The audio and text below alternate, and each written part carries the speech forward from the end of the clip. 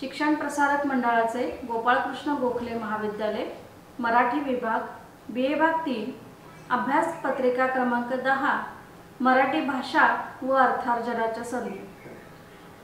विद्यार्थी मित्रांनो, आज आपण या पेपर विषयी थोडंसं जाणून घेणार आहोत। तर मराठी भाषा व अर्थार्जनाच्या संधी असं या पेपरचं नाव आहे। या नावामधूनच तुम्हाला या पेपरचा उद्देश नक्की लक्षात येऊन जाईल। याच्यातला जो पहिला घटक आहे तो आहे सर्जनशील लेखन। या सर्जनशील लेखन त्याच्यामध्ये कथा, संकल्पना आणि स्वरूप हा विभाग आज आपण इथे अभ्यासणार आहोत। तर विद्यार्थी मित्रांनो, आता आपण कथा, संकल्पना व स्वरूप या विभागाकडे वळूया। कथा, संकल्पना, कथेची संकल्पना सांगत असताना असं म्हणावंसं वाटेल की वास्तविक पाहता कथा ही प्राचीन काळापासून इतक्या विविध स्वरूपात पुढे आली आहे आणि प्रत्यक्षही तिची रूपे इतकी बदलत आहे की कथेची नेमकी व्याख्या करणे अतिशय कठीण आहे। कथा एक स्वतंत्र वाङ्मय प्रकार म्हणून जेव्हा कथेचा विचार होऊ लागतो तेव्हा कथेची काही वैशिष्ट्ये विचारात घेऊन अनेकांनी कथेच्या व्याख्या करण्याचा प्रयत्न केलेला आहे। तत्पूर्वी मला तुम्हाला असं सांगावंसं वाटेल की कथा हे तुमच्या आमच्या अत्यंत जिव्हाळ्याचा असणारा असा एक भाग। आपल्या लहानपणापासून कथा ऐकणं हा एक आपला आवडीचा छंद आणि कथेची सुरुवात ज्या पद्धतीनं काव्य माणसाला लिखित स्वरूपामध्ये ज्यावेळी शब्द सापडले आणि त्याच्या आधारे तो आपल्या भावना व्यक्त करायला लागला आणि काव्य करायला लागला, या काव्याबरोबरच कथेची सुरुवातही झालेली आपल्याला जाणवते। पूर्वीच्या काळी असणारे काही लोककथांमधून किंवा दैवत कथांमधून याची प्रचिती आपल्याला येते। आता कथेच्या काही व्याख्या करण्याचा प्रयत्न अनेकांनी केलेला आहे। त्या व्याख्या आपण आता इथे थोडक्यात जाणून घेऊया। कथा, लघुकथा ही सहजासहजी एका बैठकीत वाचून संपवण्या इतकीच मोठी असावी असं हडसन असं म्हणते की ती इतकी छोटी असावी की एका बैठकीमध्ये कथा पूर्णपणे वाचून संपवून जावी। पुढची व्याख्या अशी आहे, कथेचा पहिला आवश्यक गुण म्हणजे तिच्या नवनिर्मितीची अपरिहार्य आवश्यकता। एलिझाबेथ बॉवेन यांनी केलेली ही व्याख्या आहे। अनुभूतियाँ ही रचनाशील भावनाओं से अनुरंजित होकर कहानी बन जाती है असे मुंशी प्रेमचंद म्हणतात। तर घटनात्मक एकहरे चित्रण का नाम कहानी है और साहित्य के सभी अंगों के समान रस का गुण है असे चंद्रगुप्त विद्यालंकार असे म्हणतात। म्हणजे आपल्याला असं म्हणता येईल की कमीत कमी पात्र आणि कमीत कमी प्रसंग वापरून थोड्या वेळात परिणामकारक रीतीने सांगितलेली व ऐकणाऱ्यांच्या मनावर एकच एक ठसा उमटवणारी हकीकत म्हणजे लघुकथा होय। ही व्याख्या दासी फडकेंनी केलेली आहे आणि ती आपल्याला अगदी योग्य वाटते। कथेच्या संदर्भात वरील अनेक व्याख्या पाहता असे म्हणता येईल की कथा लेखकाला कथावस्तूचे बीज अनुभूतीचा विषय म्हणून गवसलेले असते। अशा त्या कथावस्तूला म्हणजेच अनुभूतीला तिच्या विशिष्ट स्वभाव प्रकृतीनुसार गवसलेले अभिव्यक्तीचे शब्दरूप म्हणजे ती लघुकथा होय। थोडक्यात कथाकाराची अनुभूती जेव्हा कथात्मक स्वरूपामध्ये अवतरते तेव्हा लघुकथा निर्माण होते।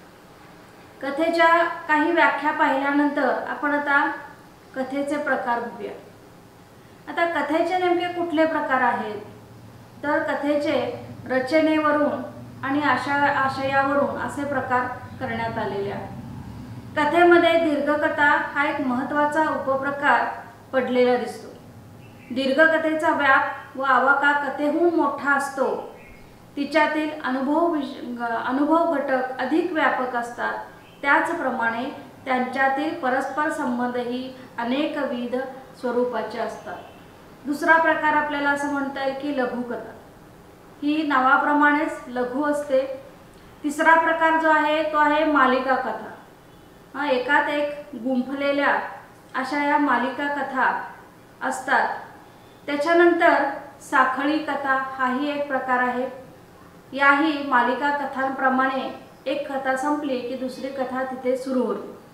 आता कथेचे आशयावरून जे प्रकार पडतात त्यामध्ये पहिला प्रकार आहे तो आहे भयकथा, दुसरा आहे रहस्य कथा, तिसरा आहे विज्ञान कथा आणि चौथा आहे फॅन्टसी।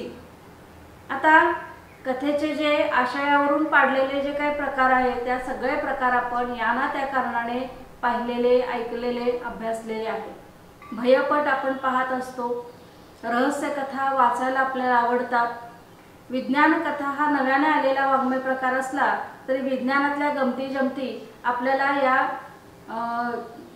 वाङ्मय प्रकारामध्ये पाहायला मिळतात। फॅन्टसीमध्ये मनामध्ये असणारे ज्या काही अवास्तव अशा गोष्टी असतात, अशक्य कोटीतल्या गोष्टी, त्या तिथं कथेमध्ये फॅन्टसीच्या रूपाने आपल्या समोर येतात। आता आपण मुख्य विषयाकडे वळूया, कथेचे घटक। आता कथेचे घटक अभ्यासत असताना कथेचा सर्वात महत्त्वाचा घटक जो आहे तो म्हणजे कथानक। कुठल्याही कथेला बीज असल्याशिवाय कथा निर्माण होऊ शकत नाही। म्हणजे प्रत्येकाला काहीतरी कथानक, काहीतरी घटना, काहीतरी हकीकत असणं गरजेचं असतं। आता हे कथानक कुणाच्या तरी माध्यमातून व्यक्त होत असतं, म्हणून कथेचा दुसरा घटक आहे तो आहे पात्र किंवा त्याला आपण व्यक्तिचित्रण असंही म्हणू शकतो। कथेचा आवाका, कथेचा विषय, कथेचा आशय याला धरून कथेमध्ये पात्र सामावलेली असतात। अनावश्यक पात्र कथेमध्ये आली तर कथा बिघडण्याचा संभव असतो, म्हणून कथेला पुढे नेण्याचं काम ही पात्र करत असतात। आता कथानक तर झालं, कथेमध्ये एक पात्रही आली, पण कथानक घडत असताना या कथानकाला शोभेचं वातावरण कथेमध्ये असणं अतिशय गरजेचं असतं। आणि हे वातावरण कथेला एक प्रकारची ज्याला आपण काय म्हणू, एक प्रकारचं हे वातावरण कथेला एक रंग देत असतं, आपल्या समोर एक चित्र उभं करत असतं ते वातावरणाच्या माध्यमातून।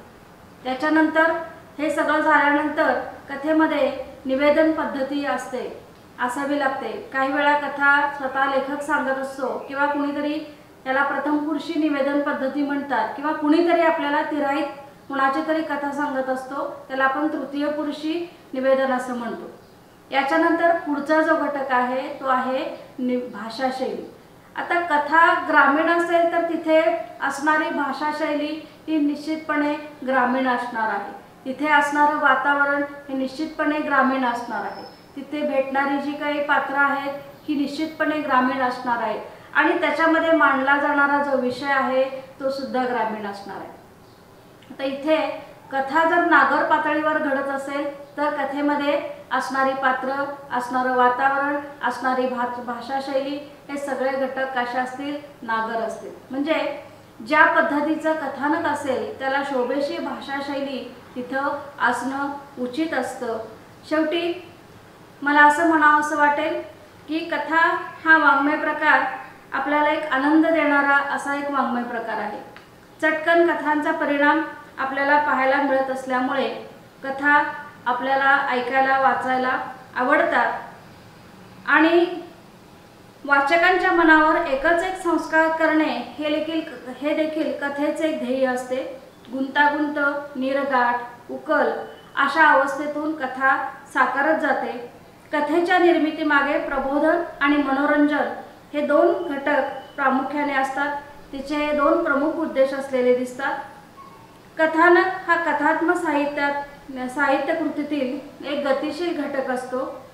त्याचप्रमाणे लघुता, एकाग्रता व एकात्मता ही कथेची 3 घटना तत्वे हडसनने सांगितलेलीच आहेत। याशिवाय परिणामातील एकाग्रता, उत्कटता हा कथेचा खास गुणधर्म असतो। संवेदनशीलता, संपृक्तता, काटेकोर व नेमकेपणा तसेच सूक्ष्मदर्शित्व ही कथेच्या कलातंत्राची खास वैशिष्ट्ये म्हणता येते। कथेचे रूप नेहमीच लवचिक असते, त्यामुळे ठराविक कालखंडानुसार कथेचे स्वरूप सतत बदलत गेले आहे। एक आव्हान देणारा वाङ्मय प्रकार म्हणून आपण आपल्याला कथेचा निर्देश करावा लागतो।